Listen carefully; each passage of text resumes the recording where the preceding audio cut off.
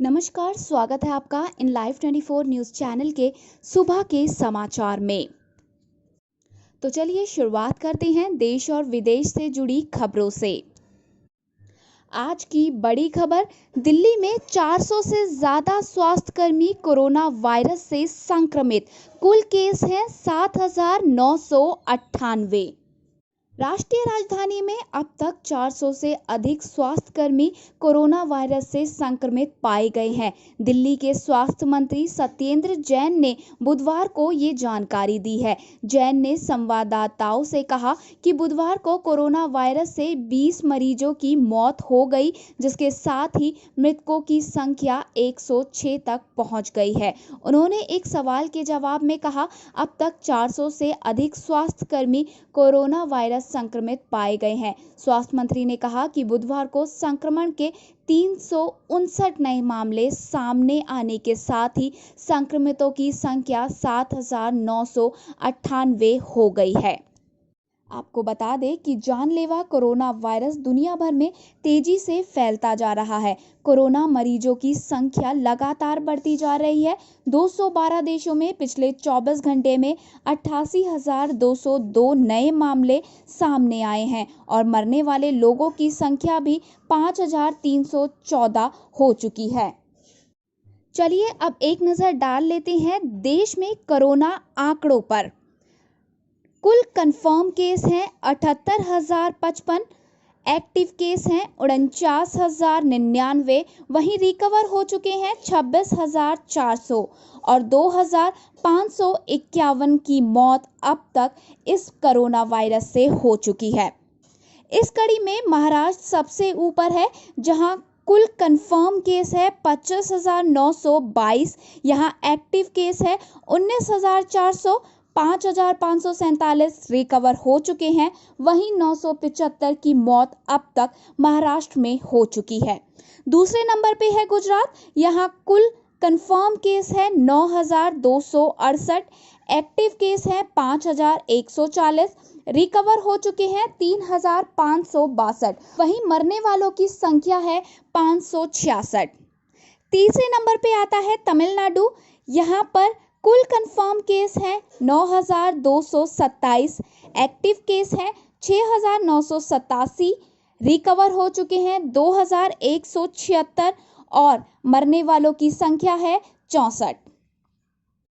पंजाब से पैदल अपने घर बिहार जा रहे मजदूरों को बस ने कुचला, 6 की मौत, 4 गंभीर घायल। उत्तर प्रदेश के मुजफ्फरनगर जनपद में बुधवार देर रात को एक बड़ा हादसा हो गया। घलौली चेक पोस्ट और रोहाना टोल प्लाजा के पास एक रोडवेज बस ने पैदल जा रहे मजदूरों को कुचल दिया। इस हादसे में 6 मजदूरों की मौके पर ही मौत हो गई, जबकि 4 लोग गंभीर रूप से घायल हो गए। इनमें से 2 घायलों को मेरठ के लिए रेफर किया गया है। बुधवार देर रात को मुजफ्फरनगर सहारनपुर स्टेट हाईवे 59 पर रोहाना टोल प्लाजा के पास रोडवेज की बस ने पंजाब से लौट रहे श्रमिकों के काफिले को कुचल दिया। वहीं हादसे के बाद चालक अंधेरे का फायदा उठाकर बस को लेकर फरार हो गया। हादसे में 6 मजदूरों की मौत हो गई। बताया गया कि सभी मजदूर पंजाब से पैदल लौट रहे थे। मृतक और घायल मजदूर बिहार प्रांत के जनपद गोपालगंज के बताए गए हैं। वित्त मंत्री आज करेंगी राहत पैकेज के दूसरे चरण का ऐलान। कल एमएसएमई सेक्टर और कर्मचारियों को दी थी सौगात। आज सबकी नजरें 130 करोड़ भारतीयों के भविष्य को संवारने वाले पैकेज के दूसरे चरण की जानकारी पर टिकी है। कल उनका एजेंडा साफ था कि नौकरी पेशा की जेब में ज्यादा पैसा हो। बुधवार को जब सरकार ने पैकेज के बारे में बताया तो बाजार भी खुशी से झूम उठा। वित्त मंत्री निर्मला सीतारमण और वित्त राज्य मंत्री अनुराग ठाकुर जब बुधवार को देश के सामने आए तो उनका एजेंडा साफ था कि नौकरी पेशा की जेब में ज्यादा पैसा होना चाहिए। लघु और कुटीर उद्योगों के थम चुके पहिए फिर रफ्तार पकड़ सके। अब आपकी सैलरी से पीएफ 12% की बजाय 10% कटेगा। इससे कर्मचारी को 4% ज़्यादा सैलरी मिलेगी। कंपनी को पीएफ का हिस्सा 10% ही देना होगा। सरकार का दावा है कि इससे अगले 3 महीने में 6,750 करोड़ की नकदी बढ़ेगी। 6.5 लाख कंपनियों के 4.3 करोड़ कर्मचारियों को इससे फायदा होगा, लेकिन सरकारी कर्मचारियों को 12% ही पीएफ देना होगा। सरकार भी अपना 12% का हिस्सा देती रहेगी। सरकार ने इनकम टैक्स रिटर्न भरने की तारीख भी 30 नवंबर तक बढ़ा दी है। सरकार ने उन कर्मचारियों का भी ख्याल रखा है जो गैर वेतन भोगी हैं और इनकम टैक्स देते हैं। ऐसे लोगों के लिए टीडीएस 25% कम कर दिया है। यानी पहले अगर 100 रुपये टीडीएस कटता था तो अब 75 रुपये कटेगा। इसमें कॉन्ट्रैक्ट पर काम करने वाले, प्रोफेशनल, फीस लेने वाले, ब्याज दरें, किराया, कमीशन या ब्रोकरेज लेने वाले शामिल है। ये टैक्स दरें अलग अलग होती हैं। ये कटौती आज से 31 मार्च 2021 तक लागू रहेगी। सरकार के मुताबिक इससे 50,000 करोड़ की नकदी का प्रवाह होगा। 12 करोड़ लोगों को रोजगार देने वाले सेक्टर के लिए 3 लाख करोड़ के कर्ज का ऐलान किया है। वित्त मंत्री ने ऐलान किया कि एमएसएमई सेक्टर में 100% गारंटी फ्री कर्ज दिया जाएगा। 4 साल के लिए कर्ज मिलेगा। पहले साल मूलधन देने की जरूरत नहीं होगी। इससे 45 लाख एमएसएमई को फायदा होगा। इसके साथ ही 200 करोड़ तक की सरकारी खरीद के लिए ग्लोबल टेंडर नहीं जारी होंगे। 200 करोड़ तक के काम भारतीय एमएसएमई कंपनियों को मिलेंगे। इतना ही नहीं, सरकार ने एमएसएमई सेक्टर की परिभाषा भी बदल दी। पहले 25 लाख तक निवेश वाले सूक्ष्म उद्योग में आते थे, अब 1 करोड़ तक निवेश वाले सूक्ष्म उद्योग में आएंगे। पहले 5 से 10 करोड़ तक निवेश वाले मध्यम उद्योग में थे, अब 10 से 20 करोड़ तक निवेश वाले मध्यम उद्योग माने जाएंगे। कोरोना संकट के बीच वर्चुअल सुनवाई के लिए सुप्रीम कोर्ट का नया ड्रेस कोड हुआ जारी। कोरोना वायरस महामारी के प्रकोप को देखते हुए सुप्रीम कोर्ट के ड्रेस कोड में भी बदलाव किया गया है। सुप्रीम कोर्ट के रजिस्ट्रार जनरल ने शाम को एक सर्कुलर में कहा कि कोविड-19 संक्रमण को देखते हुए ड्रेस कोड में बदलाव की ये व्यवस्था की गई है। वीडियो कॉन्फ्रेंसिंग के जरिए सुनवाई के दौरान अगले आदेश तक वकील काला कोट और गाउन नहीं पहनेंगे। महिला वकील सफेद सलवार सूट या सफेद साड़ी पहनेगी। उसके ऊपर वे काला कोट और गाउन नहीं पहनेगी। इससे पूर्व उच्चतम न्यायालय स्टाफ को 24 अप्रैल को ही कोट पहनने से मना कर दिया गया था। सुप्रीम कोर्ट के 13 मई के एक सर्कुलर में कहा है कि कोर्ट के समक्ष वर्चुअल कोर्ट सिस्टम से हो रही सुनवाई के दौरान वकील अगले आदेश तक या चिकित्सा अनिवार्यता रहने तक सादे सफ़ेद नेक बैंड के साथ सादी सफ़ेद शर्ट, सफ़ेद सलवार कमीज, सफ़ेद साड़ी पहन सकते हैं। ये निर्देश तत्काल प्रभाव से लागू होंगे। बता दें कि विशेषज्ञों का मानना है कि कोरोना संक्रमण रोकने के लिए पहने जाने वाले कपड़ों को प्रतिदिन धोना बेहद जरूरी है। हालांकि कोट और टाई के साथ ऐसा करना संभव नहीं है, इसलिए वकीलों के ड्रेस कोड से फिलहाल कोरोना वायरस संक्रमण को देखते हुए कोट और टाई को हटा दिया गया है। गोवा में सोशल मीडिया पर गलत खबर फैलाने वाला 60 वर्षीय शख्स हुआ गिरफ्तार। कोरोना वायरस को लेकर अफवाह फैलाने वालों के लिए पुलिस काफी सख्त हो चुकी है। इसी मामले में गोवा पुलिस ने एक 60 वर्षीय शख्स को गिरफ्तार कर लिया है। इस शख्स पर आरोप है कि वो सोशल मीडिया पर कोविड-19 क्वारंटाइन सुविधाओं से जुड़ी कुछ गलत खबरें फैला रहा था। एक अधिकारी ने बताया कि उन्होंने कैलगुंड गांव में कोविड-19 क्वारंटाइन सुविधाओं को लेकर कुछ गलत खबर सोशल मीडिया पर पोस्ट की थी। इस शख्स का नाम वॉल्टर लोबो बताया जा रहा है, जिसे पुलिस ने गिरफ्तार कर लिया है। लोबो कैलगुंड के उमतावाड़ो का रहने वाला है। केरल के वायनाड में हॉटस्पॉट के अंदर इफ्तार पार्टी, 20 लोगों के खिलाफ मामला हुआ दर्ज। वायनाड जिले में कोविड-19 लॉकडाउन प्रतिबंधों का उल्लंघन कर इफ्तार पार्टी में शामिल होने वाले कम से कम 20 लोगों के खिलाफ मामला दर्ज कर लिया गया है। जिस इलाके में बुधवार को इफ्तार पार्टी थी, उसे हाल ही में हॉटस्पॉट के रूप में वर्गीकृत किया गया है। पुलिस ने कहा कि इन लोगों के खिलाफ इफ्तार पार्टी में शामिल होने का मामला दर्ज कर लिया जा चुका है। गडकरी का बड़ा बयान, कहा लैब में तैयार हुआ है कोरोना, ये प्राकृतिक वायरस नहीं है। कोरोना महामारी को लेकर दुनिया के तमाम मुल्क चीन और WHO की भूमिका को संदिग्ध मान रहे हैं। इन्हीं आरोपों के बीच भारत सरकार में केंद्रीय मंत्री नितिन गडकरी ने एक बड़ा बयान दिया है। केंद्रीय मंत्री नितिन गडकरी ने एक साक्षात्कार में बड़े साफ लफ्जों में कहा कि कोरोना वायरस लैब से आया है, ये प्राकृतिक नहीं वरन एक कृत्रिम वायरस है। उन्होंने कहा कि हमें कोरोना वायरस के साथ जीवन जीने की कला को समझना होगा। गडकरी ने कहा कि कोरोना वायरस चीन के वुहान शहर में सबसे पहले देखा गया और बाद में ये दुनिया भर में फैल गया। ये प्राकृतिक वायरस नहीं है, ये लैब में बनाया गया है।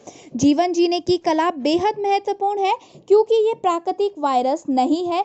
कई देश इसके लिए वैक्सीन बनाने पर काम कर रहे हैं, लेकिन ये अभी नहीं बनाई जा सकी है। ऐसे में जब कोई देश कह रहे हैं कि इस जानलेवा वायरस की उत्पत्ति के लिए चीन की वुहान लैब को जिम्मेदार ठहरा रहे हैं, भारतीय मंत्री के इस बयान को बेहद महत्वपूर्ण माना जा रहा है। जम्मू कश्मीर कुलगाम के यमरज में मुठभेड़, पुलिस और सुरक्षा बलों ने की घेराबंदी। जम्मू कश्मीर के कुलगाम में बुधवार देर रात आतंकियों और सुरक्षा बलों के बीच मुठभेड़ की खबर है। जानकारी के अनुसार कुलगाम के यमरज इलाके में एनकाउंटर शुरू हुआ है। पुलिस और सुरक्षा बलों ने मोर्चा संभाला हुआ है और माकूल जवाब दिया जा रहा है। बताया जा रहा है कि सुरक्षा बलों ने आसपास के इलाके की घेराबंदी कर ली है। इस बात की जानकारी कश्मीर जोन पुलिस की ओर से दी गई है। अब खबरें विदेश से। 5वीं बार इजराइल के पीएम बने बेंजामिन नेतन्याहू, गठबंधन से बनाई सरकार। कोरोना वायरस महामारी के बीच इजराइल के प्रधानमंत्री बेंजामिन नेतन्याहू 5वीं बार पीएम पद की शपथ लेने वाले हैं। भ्रष्टाचार के आरोपों और 3 बार चुनावों में बहुमत न मिलने के बावजूद उन्होंने राजनीतिक गठजोड़ से पीएम पद पा लिया। 5वीं बार पीएम बनने के लिए उन्होंने अपने विपक्षी बेनी गांज से हाथ मिलाया है। आपको बता दें कि गांज पूर्व सेना प्रमुख है। नेतन्याहू को हराने के लिए उन्होंने दक्षिणपंथी और लिबरल दोनों नीतियों का सहारा लिया। चुनावों के दौरान वे नेतन्याहू पर लगे भ्रष्टाचार के आरोप उठाते रहे। ये भी वादा किया कि वो नेतन्याहू के साथ सरकार नहीं बनाएंगे। अब दोनों नेता कह रहे हैं कि कोरोना काल में देश को स्थिर सरकार की जरूरत है, इसलिए गठबंधन जरूरी है। नेतन्याहू और प्रधानमंत्री नरेंद्र मोदी के रिश्ते काफी मजबूत हैं। बेनी गांज भी कई बार भारत को मजबूत लोकतंत्र और उभरती हुई ताकत करार दे चुके हैं। इजराइल के राजनीतिक विश्लेषक योहनान प्लिंसर ने इस डील को लोकतांत्रिक युद्ध विराम बताया था। आपको बता दें कि इजराइल में एक साल में 3 बार आम चुनाव हो चुके हैं। नेतन्याहू की लिकुड पार्टी और गांज की ब्लू एंड व्हाइट पार्टी में से किसी को भी बहुमत नहीं मिल पाया। अब दोनों मिलकर सरकार बना रहे हैं। नेतन्याहू 5वीं बार देश की बागडोर संभालेंगे, जबकि वो 4थी बार पीएम पद की शपथ लेंगे। अमेरिका में लगातार बढ़ रहे कोरोना के आंकड़े, 24 घंटे में 21,000 नए केस और 1,772 की हुई मौत। अमेरिका में कोरोना महामारी का कहर थम नहीं पा रहा है। बुधवार को अमेरिका में 21,712 नए केस सामने आए हैं और 1,772 कोरोना पीड़ितों की मौत हो चुकी है, जबकि इससे एक दिन पहले अमेरिका में 22,802 नए केस आए थे और 1,630 लोगों की मौत हुई थी। पूरी दुनिया के करीब 1/3 कोरोना मरीज अमेरिका में ही है। यहाँ 14 लाख से ज़्यादा लोग कोरोना से प्रभावित हो चुके हैं। न्यूयॉर्क, न्यू जर्सी, कैलिफोर्निया में सबसे ज़्यादा मामले देखने को मिल रहे हैं। 6 नए मामले आने के बाद चीन का फैसला, वुहान में 1.10 करोड़ लोगों का टेस्ट होगा। कोरोना वायरस महामारी इस समय पूरी दुनिया में कहर बरसा रही है। हर कोई देश और व्यक्ति इससे प्रभावित हुआ है, चाहे वो विकसित हो या फिर विकासशील, अमीर हो या फिर गरीब। यहाँ पिछले साल दिसंबर में कोरोना वायरस का पहला मामला सामने आया था। चीन ने पिछले महीने की शुरुआत में इसे पूरी तरह काबू भी पा लिया था। 8 अप्रैल के बाद वुहान में एक भी कोरोना पॉजिटिव मामला नहीं था, लेकिन लॉकडाउन हटाने के 35 दिन बाद यहाँ कोरोना संक्रमण का मामला फिर से सामने आ गया। चीन के वुहान में 6 नए कोरोना मामले आने के बाद चीन सरकार वुहान के सभी 11 मिलियन निवासियों का टेस्ट करने की योजना बना रही है। चीनी सरकार वैश्विक महामारी के मूल उपकेंद्र वुहान में कोविड-19 को जड़ से खत्म करने के लिए ये अभियान अगले सप्ताह के अंत में शुरू करने वाली है।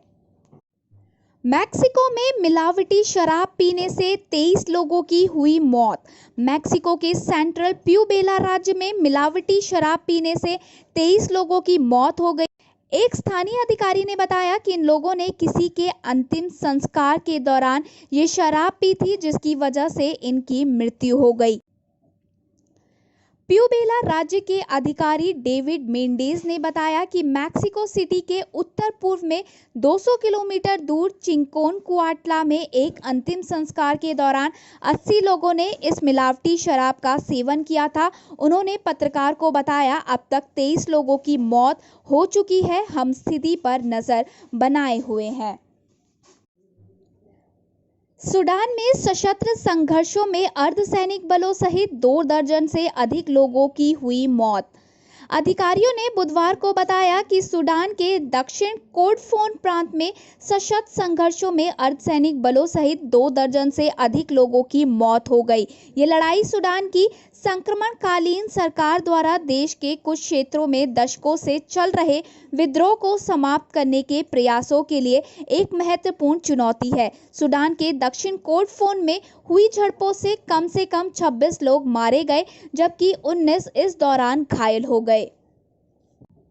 धन्यवाद। अभी के लिए बस इतना ही। आगे की और खबरों के लिए बने रहिए हमारे साथ इन लाइव 24 न्यूज़ चैनल में। और अगर आपको हमारी ये वीडियो पसंद आई हो तो प्लीज़ लाइक और दोस्तों के साथ शेयर करना ना भूलें, और जाने से पहले हमारे चैनल को सब्सक्राइब ज़रूर करें।